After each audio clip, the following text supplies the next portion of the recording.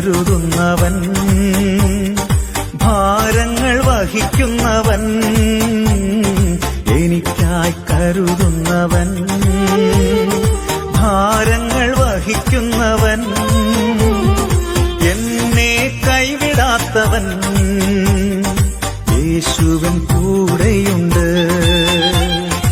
എന്നെ കൈവിടാത്തവൻ, യേശുവൻ കൂടെയുണ്ട്.